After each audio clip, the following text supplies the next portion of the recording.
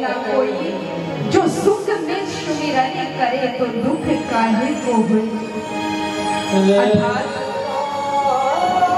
दुखेर समय আমরা ঠাকুরকে স্মরণে করি, হে ঠাকুরই হে গোবিন্দ, কিন্তু যে সময় আমাদের সুখে আসে তখনই কেন ভুলে যাই? যখন আমাদের জীবনে সুখে আসে তখন আমরা ঠাকুরকে ভুলে যাই। ঠাকুর বলছেন, হে জি, এই নরকে বসে তুই আমার স্মরণে করছিস, আমার নামে করছিস। আজ যদি আমি তোকে জন্ম দিই তাহলে তুই আমার নাম করা ভুলে যাবি। হে ঠাকুর ভগবান, প্রত্যেকটি জীব আমরা দুই হাতে জোড়ে করে ঠাকুরকে ডেকে বলেছিলাম, হে গোবিন্দ, হে দয়াময়, আমি যেদিন মাতৃভূমিষ্ঠ হব সেদিন থেকে তোমার নামে ভিন্ন আমি আর কিছু উচ্চারণ করব না। আমি যেদিন মাতৃভূমিষ্ঠ হব সেদিন থেকে তোমার নাম, আমি যেদিন মাতৃভূমিষ্ঠ হব সেদিন থেকে আমি তোমার কথা শ্রবণ করব, তোমার কথাই বলব। বাবা, আমরা প্রত্যেকটি জীব ঠাকুরকে হাতের পরে হাতে রেখে কথা প্রতিজ্ঞা করেছি।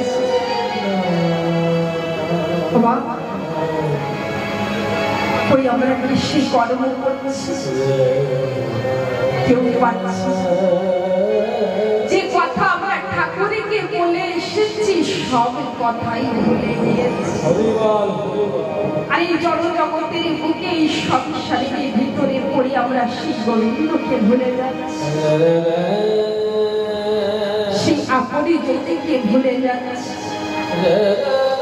মা, কিসের জন্য এসেছি আর কি করে যাচ্ছি? আমাদের এই লক্ষ্য সেই ভগবানকে ডাকারে, সেই ভগবানের চরণে পাবার, কিন্তু এই সংসারে হয়ে পড়ে সেই গোবিন্দকে ভুলে যাচ্ছি, তার নাম ভুলে যাচ্ছি। আজকে আপনাদের সেই সুবর্ণ সুযোগ এসেছে। এইবারে যিনি ভাগবতের কথার আয়োজন করেছে, আর এনাদের পরে তো রাধারানীর কৃপা হয়েছে, সঙ্গে সঙ্গে গ্রামবাসীর পরেও কৃপা হয়েছে। তা আসে আজকের প্রথম দিন, আর আজকের বাবা ভাগবত মুহূর্ত, ভাগবতের কথা কে প্রচারে করলেন, ভাগবতের কথা কে লিখেছে, আর এই ভাগবতের কথা শ্রবণে কে করলেন?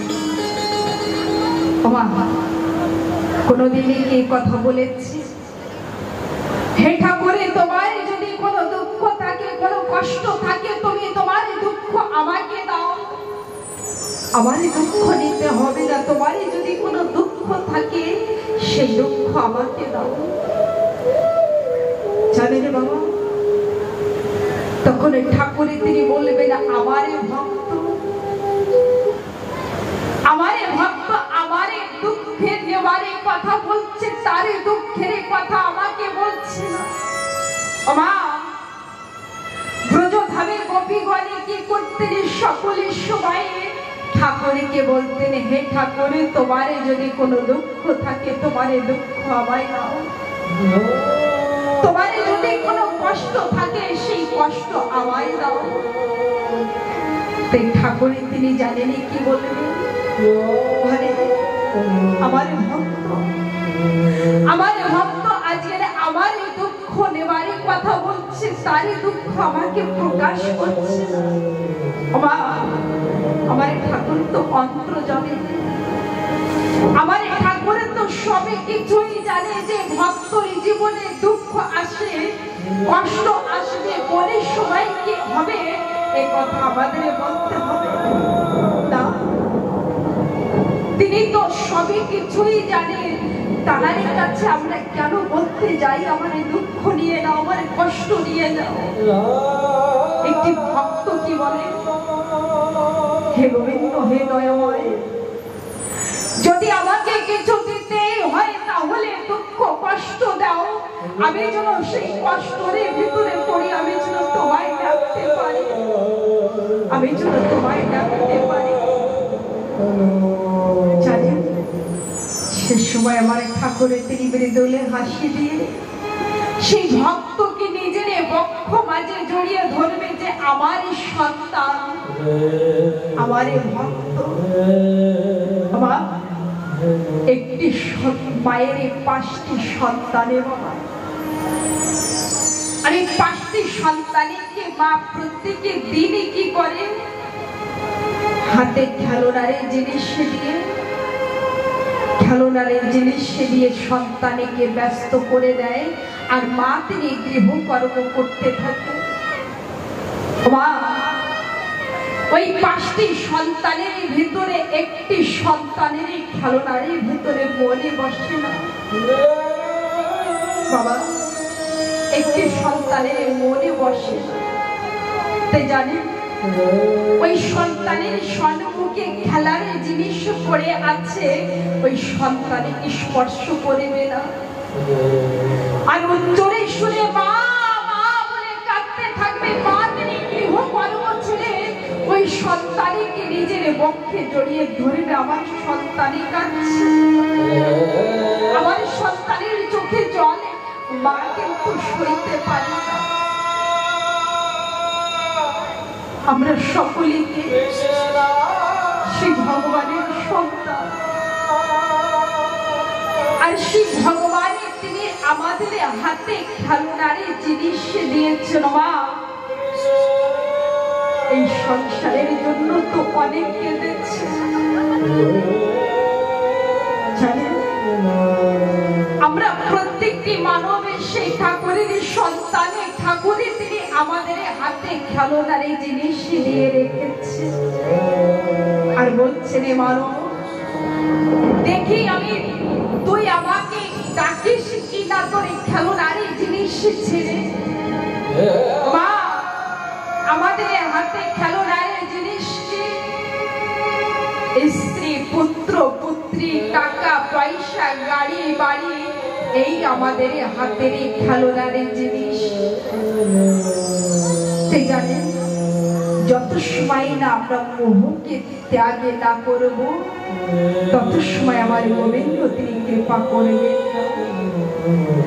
মোহকে সর্বপ্রথমে ত্যাগ করতে হবে। ভগবান শ্রীকৃষ্ণ তিনি অর্জুনকে ডেকে বললেন, হে অর্জুন, যদি কোনো মানবে আমাকে পেতে চায় তাহলে মোহকে ত্যাগ করতে হবে। বাবা যদি বলেনি কি সংসারে ত্যাগ করলে ঠাকুরে কি পাবো, না না, ভগবান শ্রীকৃষ্ণ অর্জুনকে বললেন, হে অর্জুন, সংসারে থাকা পাপে নয়, সংসারীকে মনে বসানো পাপ। সংসারীকে যে মানবে আপনি চিন্তনে করবে, যে সকলের সময়ে সন্তানের বিষয় নিয়ে চিন্তনে করবে। চিন্তা আর চিন্তনে কিন্তু আলাদা। চিন্তনে যদি করতে হয় তা গোবিন্দর চিন্তনে করুন, আর চিন্তা মানে সংসারের চিন্তা, তাই না? তা আজকের থেকে আমরা সকলেই এই সপ্তমী দিন সেই ভগবানের সন্তানের রূপে রাজা পরীক্ষিত যেমন মনে প্রাণে দিয়েছিলেন, আমাদের সকলকে মনে প্রাণে দিতে হবে। একের হাতে হাত বেঁধে ভক্তি সহকারে এই কথাকে শ্রবণ করতে হবে।